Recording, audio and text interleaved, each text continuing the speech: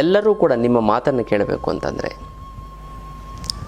ಜನವಶೀಕರಣ ಆಗಬೇಕು ಅಂತಂದರೆ, ಸ್ವಂತ ಮಕ್ಕಳು ನಿಮ್ಮ ಮಾತು ಕೇಳಲ್ಲ, ಗಂಡ ಹೆಂಡತಿ ಮಾತು, ಹೆಂಡತಿ ಗಂಡನ ಮಾತು ಕೇಳ್ತಾ ಇರಲ್ಲ. ಮತ್ತು ಎಷ್ಟು ಕನ್ವಿನ್ಸ್ ಮಾಡ್ತು ಅಂತಂದರೂ ಕೂಡ ವ್ಯಾಪಾರಸ್ಥರು, ಗ್ರಾಹಕರು ನಿಮ್ಮ ಒಂದು ವಸ್ತುನ ಪ್ರಾಡಕ್ಟ್ನ ತೊಗೋತಾ ಇಲ್ಲ ಅಂಥವ್ರು ಏನು ಮಾಡಬೇಕು ಅಂತಂದರೆ, ಒಂದು ಸರಳವಾದಂಥ ಒಂದು ತಂತ್ರವನ್ನು ಮನೆಯಲ್ಲೇ ಮಾಡ್ಕೊಳ್ಳೋಂಥ ಒಂದು ತಂತ್ರವನ್ನು ನಿಮಗೆ ಹೇಳ್ಕೊಡ್ತೀನಿ. ಭಗವಾನ್ ಹೇಳೋ ನಮಸ್ಕಾರ. ಓಂ ಮಹಾದೇವಿ ಚದ್ಮಿಷ್ಟವತ್ತಿನ ಮಹಿತನ್ನು ಐಶ್ವರ್ಯಲಕ್ಷ್ಮಿ ಪ್ರಚೋದಿತ ನಮಸ್ಕಾರ. ಇವತ್ತಿನ ವಿಶೇಷ ಸಂಚಿಕೆಯಲ್ಲಿ ಅನೇಕ ವಿಚಾರಗಳನ್ನು ನಾವು ತಿಳ್ಕೊಳ್ಳೋಣ. ನಾವು ಪ್ರತಿಯೊಂದಕ್ಕೂ ಕೂಡ ಒಂದು ರಕ್ಷಣೆ ಅಂತ ಮಾಡ್ಕೊಂಡಿರ್ತೀವಿ. ಯಾವುದೋ ಒಂದು ರಕ್ಷಣೆ ಅಂತಂದರೆ, ಮನೆಗೆ ನಾವು ಏನು ಒಂದು ಕಾಂಪೌಂಡನ್ನು ಹಾಕಿ ಒಂದು ರಕ್ಷಣೆ ಮಾಡ್ಕೊಂಡಿರ್ತೀವಿ. ಮತ್ತು ಬಾಗಿಲು ಮತ್ತು ಕಿಟಕಿ ಯಾವುದೇ ರೀತಿಯಂಥ ನೆಗೆಟಿವ್ ಅಥವಾ ವ್ಯಕ್ತಿಗಳು ಬರಬಾರ್ದು ಸಡನ್ನಾಗಿ ಅಂತ ನಾವು ಬಾಗಿಲು ಕಿಟಕಿಗಳನ್ನು ಹಾಕ್ಕೊಂಡಿರ್ತೀವಿ. ಮತ್ತು ಮನೆಯಲ್ಲಿ ರಗ್ಗುವನ್ನು ಒಸ್ಕೊಳ್ತೀವಿ. ಯಾಕೆ? ಸೊಳ್ಳೆ ಪಳ್ಳೆವೇನೇನೋ ಬಂದು ಕಚ್ಚಬಾರದು ಅಂತ. ನಾವು ನಮ್ಮ ದೇಹಕ್ಕೆ ಕೂಡ ರಕ್ಷಣಾ ಕವಚ ಅಂತ ನಾವೇನು ಮಾಡ್ತೀವಿ? ಬಟ್ಟೆಯನ್ನು ಹಾಕ್ಕೊಳ್ತೀವಿ. ಬಟ್ಟೆಯನ್ನು ಹೆಣ್ಣುಕಿಳಿ ಹಾಕ್ಕೊಳ್ಳೋಂಥದ್ದು ಭಾಳಷ್ಟು ಜನ ಹೇಳ್ತೀರಾ ಮಾನ ಮರ್ಯಾದೆ ಮುಚ್ಕೊಳ್ಳೋದಕ್ಕೆ. ಹೌದು, ಆದರೆ ಹಿಂದಿನ ಕಾಲದಲ್ಲಿ ತುಂಬ ಸುಮಾರು ವರ್ಷ ಆದಿಮಾನವರ ಕಾಲದಿಂದ ಕೂಡ ಅವರು ಚರ್ಮದ ಹೊದಿಕೆಯನ್ನು ಹಾಕೋತಾ ಇದ್ರು. ಯಾಕೆ? ಬಟ್ಟೆಯನ್ನು ಹಾಕೊಳ್ಳೋಂಥ ವೈಜ್ಞಾನಿಕವಂಥ ಒಂದು ಇದು ಏನು ಗೊತ್ತಾ? ಸೈಂಟಿಫಿಕ್ ರೀಸನ್ ಅಂತಂದರೆ, ಬಟ್ಟೆ ನಮ್ಮ ಟೆಂಪ್ರೇಚರನ್ನು ಕಾಪಾಡುತ್ತೆ. ಗೊತ್ತಲ್ಲ, ತುಂಬ ಸಡನ್ನಾಗಿ ಶೀತ ಬಂದ್ಬಿಡ್ತು ಅಂತಂದರೆ ಏನು ಮಾಡುತ್ತೆ? ಅದು ಶೀತವನ್ನು ಅಷ್ಟು ಸುಲಭವಾಗಿ ಒಳಗಡೆ ಬಿಡಲ್ಲ. ಸಡನ್ನಾಗಿ ಕೋಲ್ಡ್ ಬಂತು ಅಂತಂದರೂ ಕೂಡ ಸಡನ್ನಾಗಿ ಬಿಡೋದಿಲ್ಲ. ಶರ್ಟು ಅಥವಾ ಬನೀನು, ನಾವು ಏನು ಟಿ ಶರ್ಟ್ ಆಗಿರ್ಬೋದು, ಯಾವುದೇ ರೀತಿಯಾದಂಥ ಒಂದು ಇದು ಆಗಿರ್ಬೋದು. ಹಾಗಾಗಿ ಅದು ನಮ್ಮ ರಕ್ಷಣಾ ಕವಚದ ರೀತಿ ವರ್ಕ್ ಮಾಡುತ್ತೆ. ಕುದುರೆ ಸವಾರಿ ಮಾಡೋಂಥವರು ಕೂಡ ನೋಡಿ ಜೀನ್ಸ್ ಪ್ಯಾಂಟನ್ನು ಹಾಕಿ, ಈಗ ಎಷ್ಟೊಂದು ಜನ ಈ ಯಾತ್ರೆ ಮಾಡಬೇಕಾದ್ರೆ ಕುದುರೆ ಮೇಲೆ ಹೋಗ್ತಾರೆ. ಏನು ಹೇಳಿ? ಕುದುರೆ ಮೇಲೆ ಹೋಗ್ತಾರೆ. ಎಷ್ಟೊಂದು ಜನಕ್ಕೆ ಕುದುರೆ ಮೇಲೆ ಆ ಕಡೆ ಈ ಕಡೆ ಒದ್ದಾಡಿ ಚರ್ಮ ಎಲ್ಲ ಹರಿದೋಗ್ಬಿಡ್ತದೆ, ಕಿತ್ತೋಗ್ಬಿಡ್ತದೆ. ಅಂಥವ್ರು ಜೀನ್ಸ್ ಪ್ಯಾಂಟನ್ನು ಹಾಕೋಬೇಕು. ಕೂತ್ಕೊಂಡಾಗುತ್ತೆ ಕುದುರೆ ಮೇಲೆ ಕೂತ್ಕೋಬೇಕು ಅಂತಂದರೆ ಜೀನ್ಸ್ ಪ್ಯಾಂಟನ್ನು ಹಾಕ್ಕೊಂಡು ಧರಿಸ್ಕೊಂಡು ಹೋಗಬೇಕು. ಆವಾಗ ಚರ್ಮ ಏನಾದರೂ ಸವಿಯಲ್ಲ. ಇಲ್ಲ ಅಂತಂದರೆ ಮಾಮೂಲಿ ಇದಾಕೋತಂದರೆ ಉಜ್ಜಿ ಕುದುರೆ ಮೇಲೆ ಕೂತ್ಕೊಂಡು ಆ ಕಡೆ ಈ ಕಡೆ ಅಂತ ಒಂದೊಂದು ಚರ್ಮ ಎಲ್ಲ ಕಿತ್ತೋಗೋಂಥ ಒಂದು ಚಾನ್ಸಸ್ಗಳು ಇರುತ್ತೆ. ಅದಕ್ಕೋಸ್ಕರ ತುಂಬ ಕೇರ್ಫುಲ್ಲಾಗಿರಿ. ಅದೇ ರೀತಿ ನಮ್ಮ ದೇಹಕ್ಕೆ ಇದು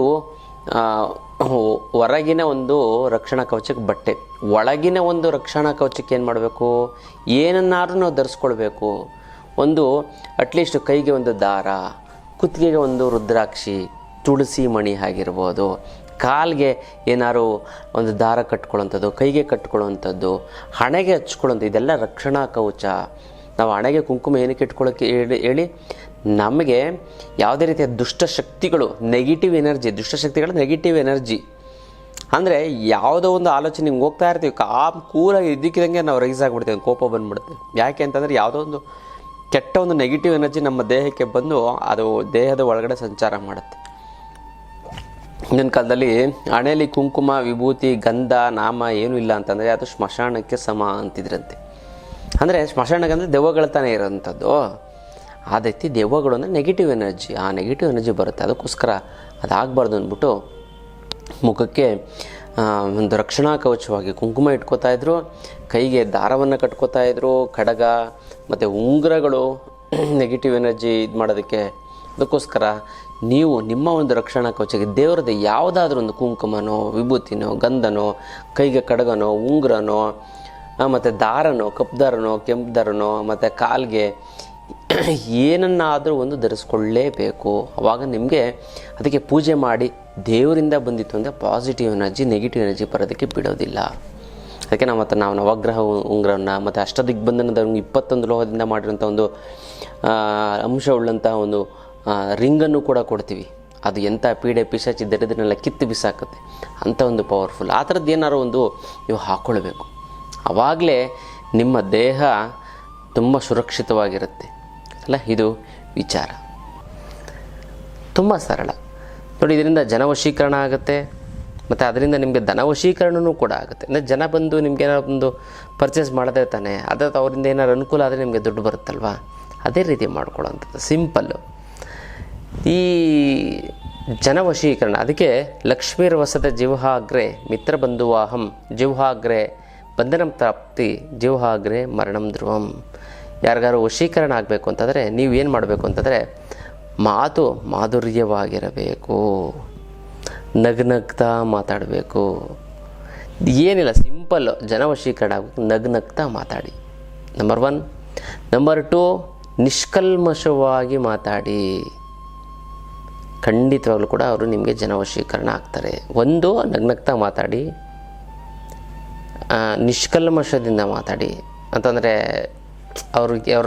ಇವನು ಯಾರು ಕೇರ್ಲೆಸ್ಸು, ಅವನೇನು ಓದಿಲ್ಲ, ವಿದ್ಯೆ ಇಲ್ಲ, ಅಥವಾ ಜ್ಞಾನ ಇಲ್ಲ, ಬುದ್ಧಿ ಇಲ್ಲ, ದುಡ್ಡಿಲ್ಲ, ಅವ್ನು ನೋಡೋಕ್ಕೆ ಚೆನ್ನಾಗಿಲ್ಲ ವ್ಯಕ್ತಿ, ಅಥವಾ ಅವನಿಂದ ಏನೂ ಪ್ರಯೋಜನ ಇಲ್ಲ, ಈ ರೀತಿ ಮಾತಾಡೋದಕ್ಕೆ ಹೋಗಬೇಡಿ.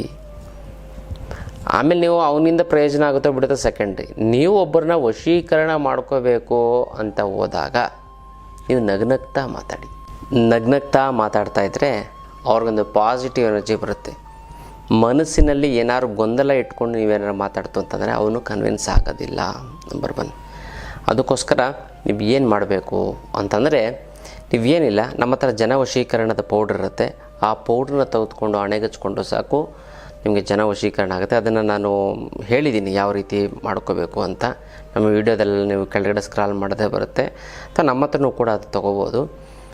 ಬಂದು ನೀವೇನಂತಂದರೆ ಬನ್ನಿ ಗಿಡದ ಇದೆಯಲ್ಲ, ಆ ಬನ್ನಿ ಗಿಡದ ಎಲೆಯನ್ನು ತೆಗೆದುಕೊಳ್ಳಿ, ಜೊತೆಗೆ ಜೀರಿಗೆಯನ್ನು ತೆಗೆದುಕೊಳ್ಳಿ. ಬನ್ನಿ ಗಿಡದ ಎಲೆ ಮತ್ತು ಜೀರಿಗೆ ಎರಡೂ ನೀವೇನು ಮಾಡಬೇಕು ಅಂದರೆ ಒಂದು ಪ್ಲ್ಯಾಸ್ಟಿಕ್ ಕವರ್ ಅಥವಾ ಚಿಕ್ಕ ಡಬ್ಬದಲ್ಲಿ ನೀವೇನು ಮಾಡಬೇಕು ಅಂತಂದರೆ ಅದಕ್ಕೆ ಸ್ವಲ್ಪ ಮನೆ ದೇವರು ಅಥವಾ ಕುಂಕುಮಾರ್ಚನೆ ಮಾಡಿರೋಂಥ ಕುಂಕುಮವನ್ನು ಅದರ ಸ್ವಲ್ಪ ಆಡ್ ಮಾಡಿ, ಸ್ವಲ್ಪ ಸೇರಿಸಿ ಅದನ್ನೊಂದು ಕವರಲ್ಲಿ ಇಟ್ಕೊಂಡು, ಪ್ಲ್ಯಾಸ್ಟಿಕ್ ಕವರಲ್ಲಿ ನೀವೇನು ಮಾಡಿ ಜೇಬಲ್ಲಿ ಇಟ್ಕೊಂಡು, ನೀವು ಯಾರ ಹತ್ರನೇ ಮಾತಾಡ್ಸೋದಕ್ಕೆ ಹೋಗಿ ಖಂಡಿತವಾಗ್ಲೂ ಕೂಡ ಅವರು ನಿಮಗೆ ವಶೀಕರಣ ಆಗ್ತಾರೆ.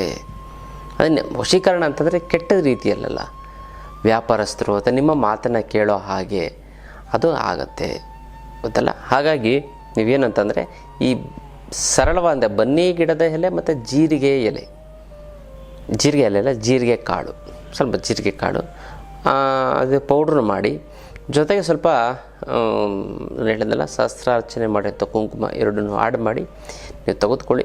ಖಂಡಿತವಾಗ್ಲೂ ಕೂಡ ಚೆನ್ನಾಗಾಗುತ್ತೆ, ಒಳ್ಳೆಯದಾಗ್ತಾ ಬರುತ್ತೆ, ನಿಮ್ಗೆ ಅನುಕೂಲ ಆಗ್ತಾ ಬರುತ್ತೆ. ಅಲ್ಲ, ಇದು ವಿಶೇಷವಾದಂಥ ಒಂದು ನಿಮ್ಮ ಮಾತನ್ನು ಕೇಳಬೇಕು ಅಂತ ಅಂದ್ಕೊಂಡಿರೋಂಥವ್ರಿಗೆ ಮಾಡುವಂಥ ಒಂದು ತಂತ್ರ, ಗೊತ್ತಲ್ಲ. ಯಾರೂ ನಿಮ್ಮನ್ನು ಕೇರ್ಲೆಸ್ ಮಾಡಲ್ಲ. ಅಟ್ಲೀಸ್ಟ್ ನೀವು ಮಾತಾಡ್ಸಿಲ್ಲ ಅಂದರೂ ಪರವಾಗಿಲ್ಲ, ನಿಮ್ಗೆ ಯಾರೂ ನಿಮ್ಮನ್ನು ಕೇರ್ಲೆಸ್ ಅಂತೂ ಮಾಡಲ್ಲ. ಆ ರೀತಿ ಒಂದು ಇದಾಗುತ್ತೆ. ಜನವಶೀಕರಣದ ಒಂದು ಅದ್ಭುತವಾದಂಥ ಒಂದು ತಂತ್ರ. ಯಾರ್ಯಾರಿಗೆ ಜನವಶೀಕರಣ ಆಗಬೇಕು ಅಂದ್ಕೊಂಡಿದ್ದೀರೋ ನಿಮ್ಮ ಹೆಸರನ್ನ ಕಮೆಂಟ್ ಮಾಡಿ. ನಾನು ಅಮ್ಮ ಮಹಾಲಕ್ಷ್ಮಿ ನಿನ್ನ ಆಶೀರ್ವಾದ ಸದಾ ನನ್ನ ಮೇಲೆ ಇರ್ತೀನಿ, ಶತಕೋಟಿ ನಮಸ್ಕಾರ ಅಂತ ಕಮೆಂಟ್ ಮಾಡಿ ಕಳಿಸಿ. ನಾನು ಸಂಕಲ್ಪವನ್ನು ಮಾಡ್ತೀನಿ, ತಂತ್ರವನ್ನು ಮಾಡಿ ಒಂದಕ್ಕೊಂದು ಸೇರಿ ತುಂಬ ಚೆನ್ನಾಗುತ್ತೆ, ತುಂಬ ಒಳ್ಳೆಯದಾಗ್ತವೆ. ಇದು ವಿಶೇಷವಾದಂಥ ಒಂದು ತಂತ್ರದ ವಿಚಾರ. ಇನ್ನಷ್ಟು ವಿಚಾರ ತಿಳ್ಕೊಳ್ಳೋಣ ಮುಂದಿನ ಸಂಚಿಕೆ. ಅಲ್ಲಿವರೆಗೂ